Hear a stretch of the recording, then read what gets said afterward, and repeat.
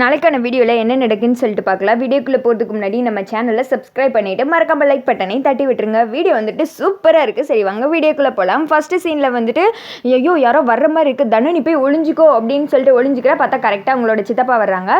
Sir இங்கே என்ன பண்ணிக்கிட்டு இருக்க அப்படின்னு சொல்லிட்டு கேட்க அது வந்துட்டு வீட்டுக்குள்ளே புழுக்கமாக இருந்துச்சு, அதனால தான் சும்மா வெளியில் இயற்கை காற்று வாங்கலான்னு வந்தேன் அப்படின்ற மாதிரி சொன்னதுமே என்னது அரண்மனை மாதிரி நம்ம வீடு இருக்குது, அங்கே இல்லாத காற்று உனக்கு ரோட்டில் கிடைக்க போதா, வா கிளம்பலாம். அது மட்டும் இல்லாமல் நைட் நேரத்தில் இப்படிலாம் வந்துட்டு வெளியில் வரக்கூடாது, காலம் கெட்டு கிடக்கு அப்படின்னு சொல்ல அது என்னதான் இருந்தாலும் இயற்கை காத்துக்கு ஈடாகுமா அப்படின்னு சொல்ல சரி வா போகலாம் அப்படின்னு சொல்லிட்டு கூப்பிட இல்லை சித்தப்பா நீங்கள் போங்க நான் பின்னாடியே வந்துடுறேன் அப்படின்னு சொல்லிட்டு சாரு வந்துட்டு எப்படியோ மழுப்பி பார்க்குறாங்க.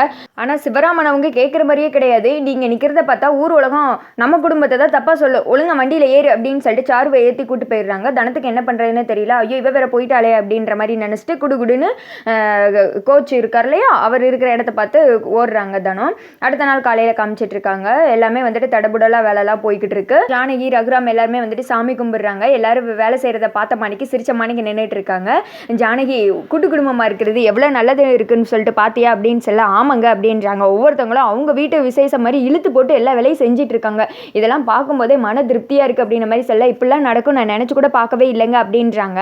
ஜானகி எதை பற்றி சொல்கிற அப்படின்னு சொல்ல இல்லை புவனேஸ்வரி கூடயே நம்ம சம்மந்தம் வச்சுக்கிட்டோமே, அவளால் தான் இந்த குடும்பத்துக்கு பிரச்சனை வரும்னு சொல்லிட்டு பயந்து இருந்தோம், ஆனால் இப்போ அதெல்லாம் தேவையில்லை அப்படின்னு சொல்ல ஆமாம் நம்ம நினைக்காததெல்லாம் நடந்துக்கிட்டு இருக்கு, நியாயம் தர்மம் இதுக்குள்ளே பண்ணுற எதுவுமே வந்துட்டு நல்லதான், அதுக்கு மீறி பண்ணும்போது தான் நம்ம வந்துட்டு தர்மத்தை விட்டு மீறிடுறோம் அப்படின்னு சொல்ல என்னமோங்க இந்த நியாயம் தர்மம் அதெல்லாம் விட என் பொண்ணு கல்யாணம் நடக்குது, நம்ம பொண்ணு கல்யாணம் நடக்குது, அது ரொம்ப சந்தோஷமாக இருக்குது அப்படின்னு சொல்லிட்டு அவங்க பேசிகிட்டு இருக்காங்க. அடுத்து வந்துட்டு சாருவோட வீட்டில் இருந்து அவங்க அம்மா அப்பா வர்றாங்க. குடுகுடுன்னு சாரு போய் வெல்கம் பண்ணுறதை பார்த்ததுமே சீனோட அப்பா ஐய இதுங்கெல்லாம் யார் கூப்பிட்டது அப்படின்னு சொன்னது பத்மா பின்னாடியே வர்றாங்க. இவ தானா இவ வேலை தானா இருக்க மாட்டாளே அப்படின்னு சொல்லிட்டு நினச்சிட்டு இருக்கேன், நான் தாங்க இவங்களெல்லாம் வர சொன்னேன், சம்மந்தம் நடக்கிற இடத்துல நம்மளோட சம்மந்தி இருந்தால் நல்லதானே அப்படின்னு சொல்ல ஆமாம் நல்லதான் நானே கூப்பிடுன்னு நினச்சேன், நீயே கூப்பிட்டே ஆத்தா சரி உள்ளே கூப்பிட்டு போ அப்படின்னு சொல்லிட்டு சே இதுங்க வீட்டில் சோறே பொங்காதுங்க போல இங்கேயே எப்போ பார்த்தாலும் கடன் கிடக்குதுங்க அப்படின்னு சொல்லிட்டு சீனோட அப்பா அவங்கள கலாய்ச்சிட்டு இருக்கு. சாரு அவங்க ஃபேமிலி எல்லாமே தனியாக உட்காந்து பேசுகிறாங்க. என்னடா இது யாருமே இல்லாத கடையில் டீ ஆத்துற மாதிரி யாருக்கு இந்த ஏற்பாடெல்லாம் நடந்துட்டு இருக்கு, அந்த பொண்ணு தான் வீட்டை விட்டு ஓடி போயிடுச்சு அப்படின்னு சொல்ல அதெல்லாம் என்னமோப்பா, ஆனால் உங்களை அவமானப்படுத்தின அந்த ரகுராம் எல்லாம் முன்னாடி அசிங்கப்பட்டு நிற்கணும், அவன் வந்துட்டு நாட்டுக்கிட்டு தொங்குறானே இல்லையா பாருங்க அப்படின்னு சொல்லிட்டு இவங்க கண்டபடி பேசிட்டு இருக்கு. இவங்க பேசுறதுக்கு இடையில வந்துட்டு சீனோட அப்பா வேற ஐயோ சம்மந்தி உங்களுக்கு டீ போடலையா அப்படின்னு சொல்லிட்டு ஒரு தடவை இப்படி போக மறுபடியும் ஏதாவது முக்கியமாக பேச வருவாங்க. ஐயா இன்னும் டீ கொடுக்கலையா அப்படின்னு சொல்லிட்டு போக ஐயோ இவனை எங்கேருந்துமா பிடிச்சாங்க அப்படின்னு சொல்லிட்டு சாருவோட அப்பா இவங்கெல்லாம் வந்துட்டு பயங்கர ஃபன் பண்ணிட்டு இருக்காங்க.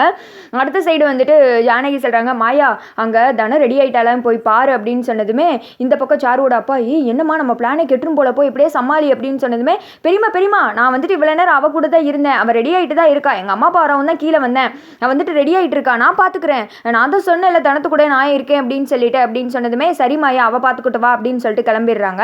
அப்பாடா எப்படியே சமாளிச்சிட்டேன், இந்த நிச்சயம் நடக்கிற வரைக்குமே தனம் இங்கே இல்லைன்னு சொல்லிட்டு யாருக்கும் தெரியக்கூடாதுப்பா அப்படின்னு சொல்லிட்டு இதுங்க எல்லாம் பிளான் போடுதுங்க. அடுத்த சீனில் புவனேஸ்வரி வீட்டிலேருந்து எல்லாருமே வந்துடுறாங்க. எல்லாருமே கூப்பிட்டு வெல்கம் பண்ணிட்டு இருக்காங்க. இங்கிட்டு சீனுக்கும் மாயாவுக்கும் வந்துட்டு பயங்கர லவ் ஓடுது. நீ இன்னைக்கு பேரழகியா இருக்கு அப்படின்னு சொல்லிட்டு சீனு சொல்ல நான் எப்பவுமே அழகுதான் நீ சொன்னதான் தெரியணும்னு இல்லை அப்படின்றதுமே காதலன் வந்துட்டு இப்படி சொல்ல மாட்டாங்களா, எத்தனை பெண்கள் ஏங்கி கிடக்காங்க, நீ என்னன்னா இப்படி நோஸ்கட் பண்றையே அப்படின்னு சொன்னதுமே மற்ற காதல் மாதிரி நம்ம காதல் கிடையாது, இது ஒரு டிஃப்ரெண்ட், அந்த மாதிரி என்ன மயக்கிட்ட அப்படின்னு சொல்லிட்டு மாயா சொல்ல ரெண்டு பேரும் ஒருத்தங்க பார்க்குறாங்க, சிரிக்கிறாங்க, வெக்கப்படுறாங்க, கண்ணடிச்சுக்கிறாங்க, இப்படியே வந்துட்டு போகுது. அடுத்து புவனேஸ்வரி வந்துட்டு அழகாக வெல்கம் பண்ணி உட்கார வைக்கிறாங்க.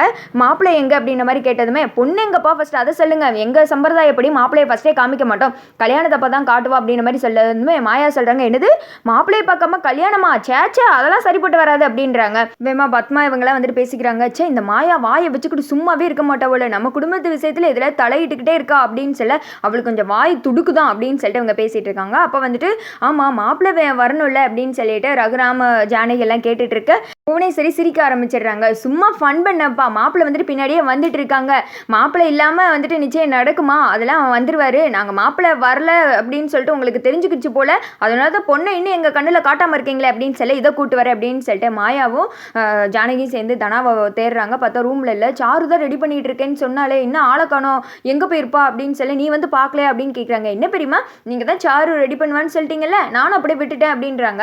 அப்புறம் மாடி வெளியிலன்னு எல்லா இடத்துலையும் தேடி பார்க்குறாங்க. பார்த்தா தனம் இல்லை, ஷாக் ஆகிடுறாங்க. போச்சு இதை போய் எப்படி அவங்கக்கிட்ட சொல்லன்னு தெரியலையே அப்படின்னு சொல்ல சாரு அவங்க அப்பா அம்மாலாம் பயங்கர நக்கல் பண்ணி சிரிச்சிட்டு இருக்காங்க. பார்த்தீங்களாப்பா இப்போ பெரிய குண்டு தூக்கி வந்து போட போகிறாங்க அப்படின்னு சொல்லிட்டு அவன் நக்கல் பண்ணிட்டு இருக்க இங்கிட்டு வந்துட்டு எங்க பொண்ணு அப்படின்னு சொல்லிட்டு புவனேஸ்வரி அவங்க எல்லாரும் கத்தி கத்தி கேட்டுக்கிட்டு இருக்க ரகுராம் கிட்ட வந்து சொல்றாங்க பொண்ணை காணும் அப்படின்னு சொன்னதுமே சே ரகுராம் நீலாம் ஒரு ஆளாயா ஊருக்கு இருங்க எல்லாம் முன்னாடி வாக்கு கொடுக்குற மாதிரி கொடுத்துட்டு பொண்ணு எங்கிட்ட போய் ஒளிச்சு வச்சிருக்க சே அப்படின்னு சொல்லிட்டு அசிங்கமா ரகுராம பேச சிவராம கோவம் வந்துடுது அவங்கள அடிக்க பாய 2 பேருக்கு வந்துட்டு பயங்கரமா வந்துட்டு அடிதடி சண்டையெல்லாம் நடக்குது.